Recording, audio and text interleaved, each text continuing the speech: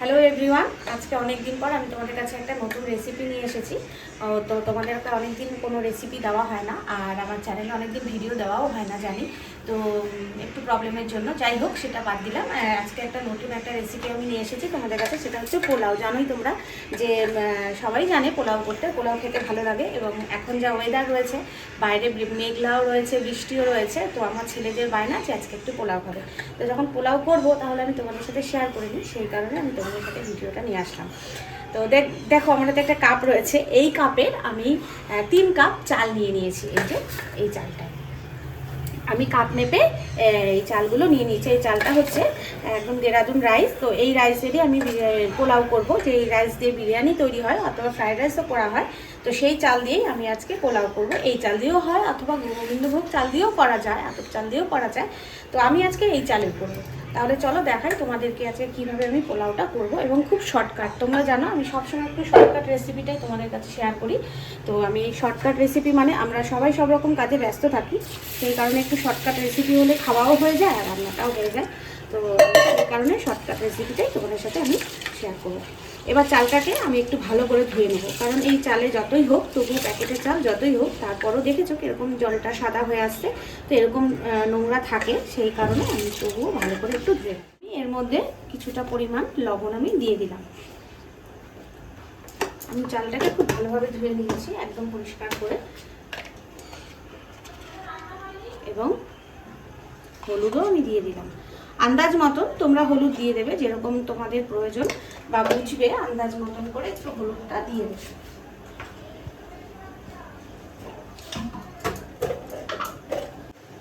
আর এখানে ঘি দিয়ে দিলাম। ঘিটা কিন্তু একটু বেশিই দেবো।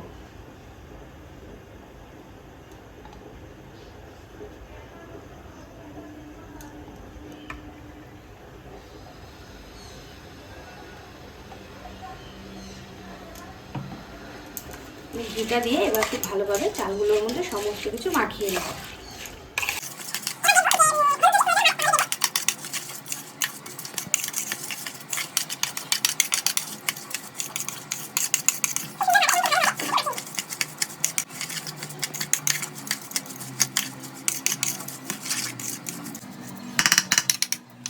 আর মনে হচ্ছে না এখানে হলুদের প্রয়োজন আছে, কারণ দেখো পুরো কিন্তু চালটা হলুদ দিয়ে, ঘি দিয়ে এবং লবণ দিয়ে আমি মাখিয়ে নিয়েছি। এবার আমি এটা রেখে দেবো। আমি এখানে একটা হাঁড়ি বসিয়ে দিয়েছি। আর তোমরা জানো যে এই কাপের আমি 3 কাপ চাল নিয়েছিলাম, মানে এই কাপের আমি 6 কাপ কিন্তু জল দেব।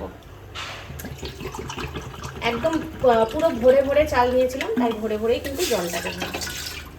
এইভাবে আমি মেপে মেপে পুরো 6 কাপ আমি কিন্তু জল দিয়ে দেবো।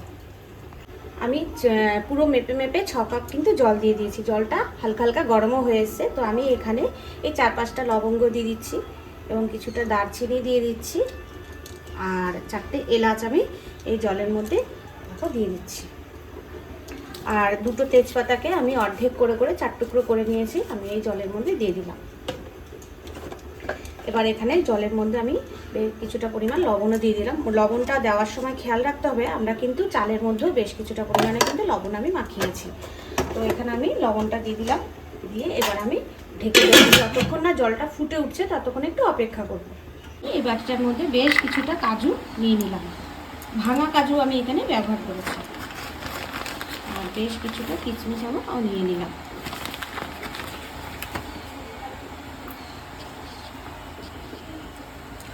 আমি এই কাজু আর কিশমিশটাকে একটু জল দিয়ে ভিজিয়ে রেখে দেব। দেখো একটা পাত্রে আমি বেশ কিছুটা পরিমাণে ডিম সেদ্ধ বসিয়ে দিয়েছি। আজকে হবে ডিম কষা এবং সাথে পোলাও।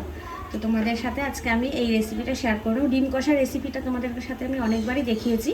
তো ডিম কষার রেসিপিটা জানি না কতটা দেখাতে পারবো, তবে পোলাওটা আজকে তোমাদের কিন্তু সম্পূর্ণ দেখাবো। ফুটে উঠেছে নাকি? হ্যাঁ, জলটা ফুটে উঠেছে। এবার আমি এখানে চালগুলো সম্পূর্ণ দিয়ে দেবো।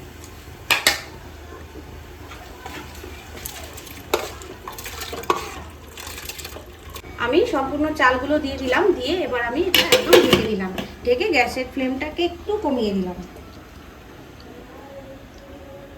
এখন দেখে নিই কি অবস্থা। এই দেখো বন্ধুরা, একদম কিন্তু জলটা মাপে মাপে হয়েছে এবং খুব সুন্দর জলটা শুকিয়ে গেছে, ঠিক আছে? এই দেখো একদম এরকম হবে। এবার আমি এর উপর দিয়ে কাজু কিশমিশগুলো দিয়ে দেবো। এখনও কিন্তু এটা আরেকটু হবে।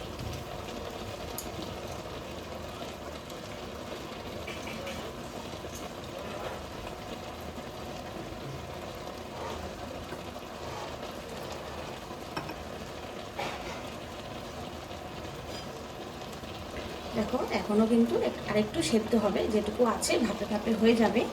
আমি এবার এখানে কাজু কিশমিশগুলো দিয়ে দেবো, দিয়ে দিলাম। আর দিয়ে দেবো এবার মিষ্টিটা।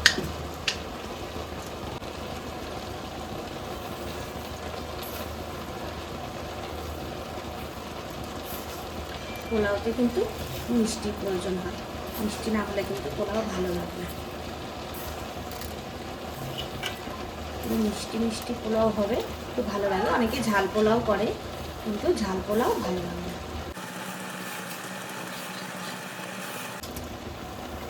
ঝাল পোলাও ভালো লাগে, কিন্তু সেইভাবে করতে হবে। ঝাল পোলাও রেসিপিটা আবার একটু অন্যরকম, লঙ্কা দিয়ে করতে হয়, সেটাও ভালো লাগে, সেটাও ভালো। এবার দেখো আমি আস্তে আস্তে মিষ্টিগুলোকে আমি মিশিয়ে দেবো। এখন আমি উপর থেকে মিষ্টিগুলো সব নিচে দিয়ে দিলাম, আর আবারও একটু এখানে মিষ্টি দিয়ে দেবো।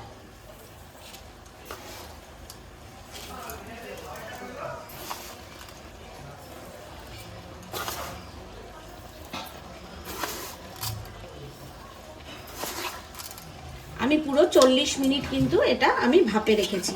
তোমরা দেখবে মাঝখানে একবার দেখবে যে ঢাকনা খুলে যে হয়ে গেছে কিনা। আমি এটা একদম সিম করে রেখেছিলাম, সেই কারণে আমি 40 মিনিট রেখেছিলাম। পুরো একদম দমে রেখেছিলাম।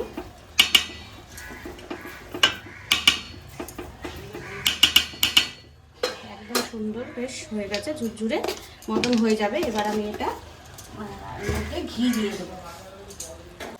এবার এখান থেকে আমি ঘি, আগেও কিন্তু ঘি দিয়েছি, কারণ পোলাওতে কিন্তু ঘি প্রয়োজন প্রচুর। ঘি না হলে ভালো লাগে না, ঘি যত দেবে ভালো লাগে। ঘিয়ের সাথেই তো পোলাওর আরও বেশি স্বাদটা ওঠে।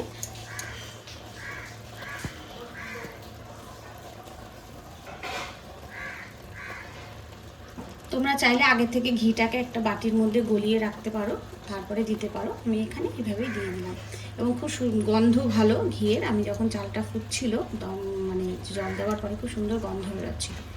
তো আমি এখানে বেশ পরিমাণে ঘি কিন্তু দিয়ে দিলাম।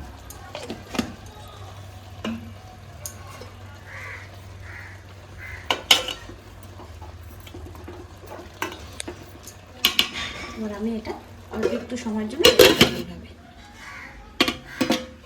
দেখে নিই হয়ে গেছে কিনা। ওয়াও, ও কি সুন্দর গন্ধ বেরিয়েছে, একদম কমপ্লিট হয়ে গেছে। এবার আমি ওপর থেকে দিয়ে দেবো সামান্য এই কোম্পানির, ইমামি কোম্পানির মাঞ্চা যে গরম মশলাটা হয় না, একদম দারুণ, কোনো কথা হবে না এই গরম মশলাটা। এই গরম মশলাটা যদি তোমরা ইউজ করো না যে কোনো রান্নাতে, মাংস বলো, মাছ বলো, নিরামিষ তরকারি বলো, দেখবে সেই তরকারির স্বাদটা একটা অদ্ভুত, একটা আলাদা একটা স্বাদ এনে দেয়। তো তোমরা যদি মনে করো যে গরম মশলা ব্যবহার করবে, তবে কিন্তু এই কোম্পানির গরম মশলাই ব্যবহার করতে পারো। ইমামি হেলদি অ্যান্ড টেস্টির যে মাঞ্চা গরম মশলা আছে, দারুণ। আমি কিন্তু এটাই ব্যবহার করি এবং রান্নায় একটা আলাদা স্বাদ এনে দেয়। তো আমি এই গরম মশলাটা একটু উপর দিয়ে ছিটিয়ে দিলাম। এবার এই পোলাও স্বাদটা একদম সম্পূর্ণ আলাদা হয়ে গেল। দেখো আমি অল্প করে একটু ছিটিয়ে দিলাম, ব্যাস হয়ে গেল, আমার কাজ শেষ। এবার আমি গ্যাসটা অফ করে দেবো, দিয়ে এবার এটা আমি ঠিক এইভাবে ঢেকে রেখে দেবো, যাতে এই গরম মশলার স্বাদটা এবং গন্ধটা উড়ে না। আমার পোলাও কমপ্লিট। এবার একটু ঠান্ডা হলে তারপর আমি এটা নামিয়ে নেব। এই দেখো বন্ধুরা, আমি এখানে এতগুলো ডিম নিয়ে নিয়েছি, প্রায় 10টা ডিম আছে। 10টা ডিম সেদ্ধ করে আমি খুব ভালোভাবে ছুলে নিয়েছি এবং এখানে আমি একটা কড়াই বসিয়ে দিয়েছি। এই কড়াই গরম হয়ে গেছে। এবার আমি কড়াইতে তেল দিয়ে দেবো, আর সর্ষের তেলে রান্না করব ডিম কষা মাংস, এগুলো কিন্তু সর্ষের তেলে রান্নাটাই কিন্তু বেশি ভালো লাগে, স্বাদ ওঠে। দেখো আমি আগে তেলের মধ্যে লবণ দিয়ে দিলাম, আর হলুদও দিয়ে দিলাম। এবার এটা তেলের মধ্যে পুরো মিশিয়ে দিলাম এবং এই তেলটাকেই পুরো কড়াইতে মিশিয়ে দিলাম, কারণ ডিমগুলো যখন ছাড়বো কড়াইতে লেগে গেলে না ডিমের মাংসগুলো লেগে পড়বে।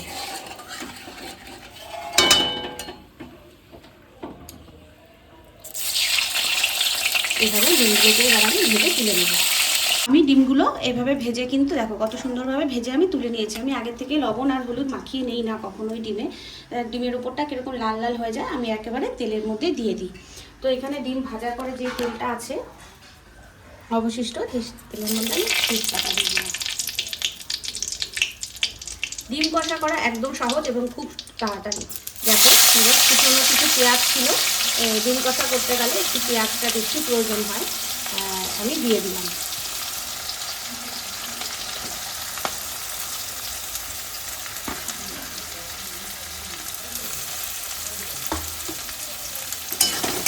এই পেঁয়াজগুলোকে আমি খুব ভালোভাবে ভেজে নেব। এবার আমি পেঁয়াজগুলোর মধ্যে টমেটোগুলো দিয়ে দিলাম। দেখো পেঁয়াজগুলো কিন্তু হালকা হালকা নরম হয়ে এসেছে।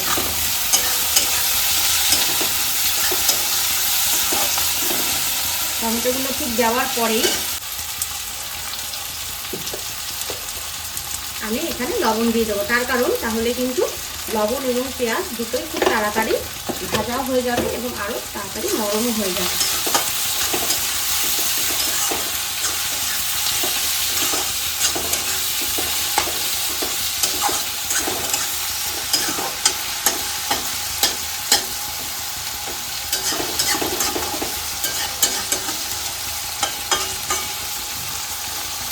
কিছুক্ষণ আমি এরকম রেখে দেবো।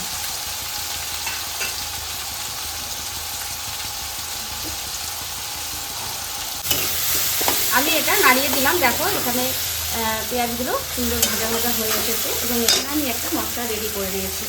এই মশলাটা হচ্ছে, এটা হচ্ছে শুকনো লঙ্কার গুঁড়ো এবং এটা কাশ্মীরি লঙ্কা এবং এটা জিরে, এটা ধনে এবং নিচে রয়েছে আদা রসুন থেতো করা। আমি আজকে কোনো রকম মিক্সিতে মশলা করিনি, তো বাটিতে আমি আদা রসুনটাকে আমি থেতো করে নিয়েছি। আর এখানে জিরের গুঁড়ো, ধনের গুঁড়ো, লঙ্কার গুঁড়ো এবং কাশ্মীরি লঙ্কার গুঁড়ো দিয়ে আমি ডিমের ঝোলটা কমপ্লিট করবো, ডিম কষাটা। এবার আমি এখানে মশলাগুলো দিয়ে দেবো। খুব তাড়াতাড়ি রান্না করতে হবে, কারণ এই রান্নাগুলো খুব একটা বেশি সময়ের ব্যাপার নয়, অল্প সময়তেই হয়ে যায়, খুব তাড়াতাড়ি হয়ে যায়। সেই কারণেই চটজলদি হয়ে যায়। খুব অল্প সময় যদি হাতে থাকে, কোনো কাজ থাকে, বাইরে বেরোতে হবে, তখন কী করব, তখন আমি চটপট করে এই রান্নাগুলো আমি করে দিই। এই রান্নাগুলো তাড়াতাড়ি হয়ে যায়।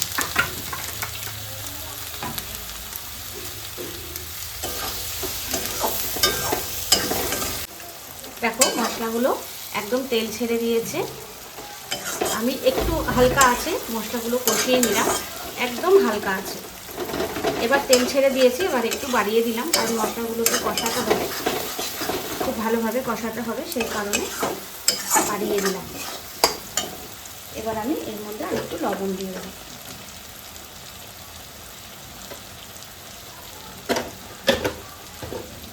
এবং দিয়ে দেবো একটু পরিমাণে হলুদ, কারণ ডিম ভাজার সময় আমি হলুদ দিয়েছিলাম, আর তো হলুদ দেওয়া হয়নি, তো আমি লাস্টেই হলুদ আর লবণটা ব্যবহার করব। মশলাগুলো কষিয়ে নিলাম সুন্দরভাবে, মশলাগুলো কিন্তু একদম কষানো হয়ে যাচ্ছে। মশলা যত ভালো কষানো হয় রান্না কিন্তু তত ভালো হয়।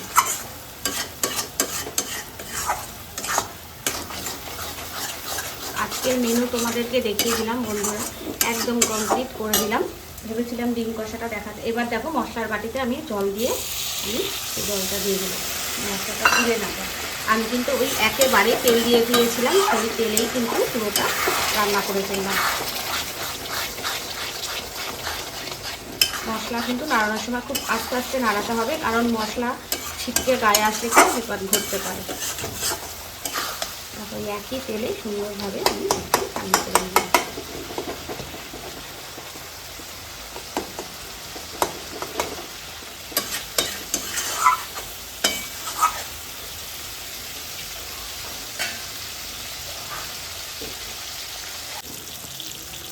এবার একটু আমি মশলাটা নাড়িয়ে দিয়ে দিলাম।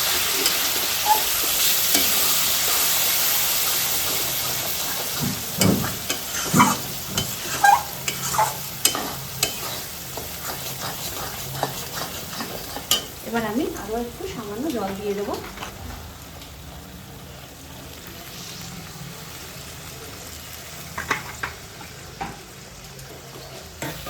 ডিম কষাতে বেশি জলের প্রয়োজন হয় না, অল্প জল দিয়েই ডিম কষা হয়ে যায়।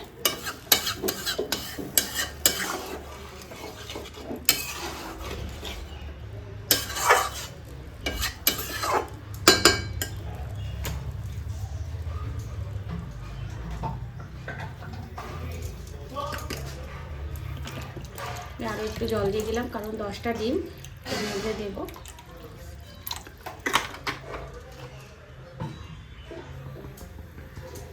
এবার একদম ফুটে উঠলে তারপর ডিমগুলো দেবো, দিয়ে নুন মিষ্টি দেখবো আর গরম মশলা দিয়ে নামিয়ে নেবো। ব্যাস হয়ে গেল। কতক্ষণ লাগে?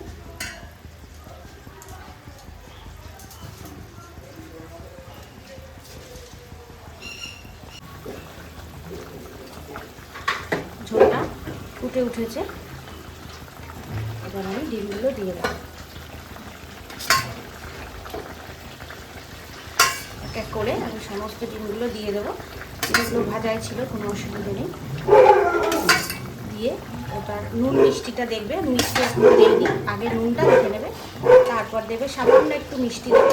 রান্নাতেই একটু মিষ্টির প্রয়োজন হয়, আমি তো দেই। মিষ্টি দিলে স্বাদের ব্যালেন্সটাও ভালো থাকে।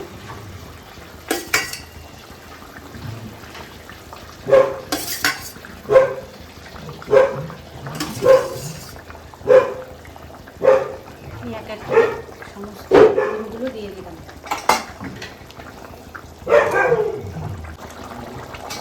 একদম টকবক করে ফুটছে, একটু নামিয়ে দিলাম।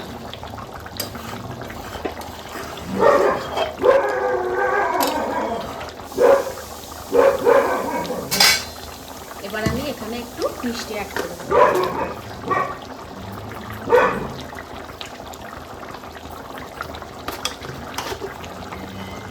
আর দিয়ে দেবো এই গরম মশলা, যেটা তোমাদেরকে আমি দেখালাম যে এই গরম মশলাটা কিন্তু ব্যবহার করলে ভীষণ ভালো লাগে, খাওয়ার একটা আলাদা।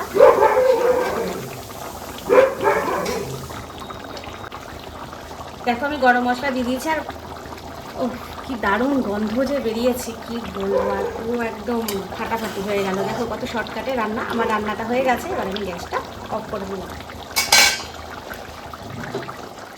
শুধু ডিমের কষা একদম কারিটা দেখো, শুধু কালারটা দেখো এবং কষা কষা দেখো কি সুন্দর হয়েছে। একদম যেরকম টেস্টও আসবে, আর গন্ধটা তো দারুণ একদম। আর কি বলবো, কালারটা, ডিমগুলো তাকিয়ে রয়েছে।